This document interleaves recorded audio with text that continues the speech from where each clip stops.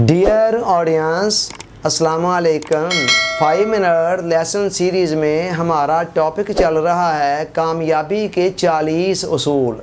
इस ज़मन में जो छठा उसूल हम बयान करने जा रहे हैं वो है छोटे काम बड़े नताइज। इसका मतलब ये है कि इस पूरी कायनात का जो निज़ाम है वो स्लो एंड स्टेडी की बेस पर चल रहा है। फितरत की रफ़्तार बड़ी धीमी है और उस रफ़्तार के अंदर एक कंटिन्यूटी है, तसलसल है। आप देख लें मौसमों का तग़य्युर व तबद्दुल, रात और दिन का अदल बदल, हर चीज़ के अंदर छलांग कहीं भी नहीं है। हर मामला किस तरह एक प्रोसेस के तहत, एक धीमी रफ्तार के तहत, एक आहिस्ता आहिस्ता अंदाज के अंदर, एक तसलसल के साथ आगे बढ़ रहा है। आप फितरत के पूरे निज़ाम को देख लें। एक बीज है, वो एक दिन में कभी दरख्त नहीं बनेगा, बल्कि एक प्रोसेस है जिसमें से गुजर कर आहिस्ता आहिस्ता, और एक दिन के अंदर एक बीज से निकलने वाली जो कोंपल है वो कितना बढ़ती है उसको हम मैयर तक नहीं कर सकते, लेकिन हर दिन के अंदर कुछ ना कुछ बढ़ती ज़रूर है।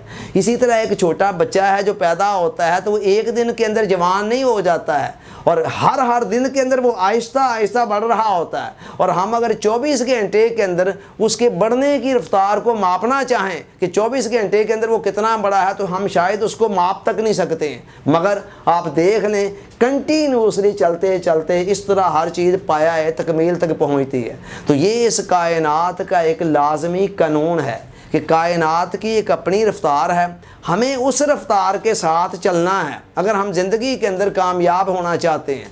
कायनात के अंदर कहीं भी जंप नहीं है, कहीं भी कोई छलांग नहीं है, कोई भी वाक़या एकदम से रूनुमा नहीं होता। एक छत भी अगर गिरती है ना किसी मकान की, तो पता नहीं कब से पहले असबाब उसके लिए मुहैया हो रहे होते हैं, और चलते चलते जब वो असबाब की सारी कड़ियाँ अपने तकमील को पहुँचती हैं तब वो छत गिरती है। बारिश आती है तो ऐसे कभी नहीं होता है कि सूरज चमक रहा है और बादलों का नामो निशान नहीं और बारिश आ जाए। पहले आहिस्ता आहिस्ता बादल आते हैं, वो सूरज को अपने अंदर छुपाते हैं, फिर आहिस्ता आहिस्ता हवाएं भी चलना शुरू होती हैं। अला हाज़ल क़ियास कई आसार पहले नमूदार होते हैं जिनसे हम ये समझ लेते हैं कि अब बारिश आने वाली है।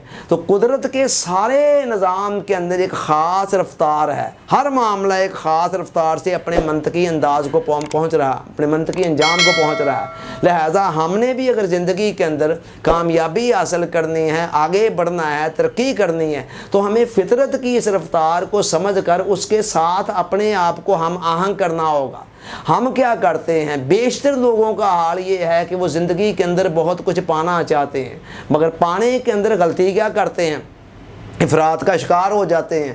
तेज़ रफ्तारी के साथ भागना शुरू कर देते हैं। जब वो तेज़ रफ्तारी से भागते हैं तो चंद कदम चलने के बाद सांस फूलना शुरू हो जाता है। दीन की तरफ आने वाले भी बहुत सारे लोग ये गलती करते हैं कि वो तेज़ रफ्तारी से वो चाहते हैं 2 दिन के अंदर बस कोई वली अल्लाह बन जाएं, नमाजें और ये और ज़िक्र अज़कार पता नहीं काफ़ी अपनी इस्तिदाद से ज़्यादा शुरू कर देते हैं। तो स्टार्ट के अंदर तो फील नहीं होता है, चंद दिन तक इंसान का ज़ौक़ शौक़ साथ देता रहता है और बंदा चलता रहता है। चंद दिन के बाद जब बंदा फिर थक हार कर बैठता है तो फिर जो ऐसे ऐसे मंजर भी देखने में आते हैं कि जो ज़रूरी लवाजमात थे फिर वो भी छूटने शुरू हो जाते हैं और इंसान बिल्कुल हाँप कांप कर बैठ जाता है।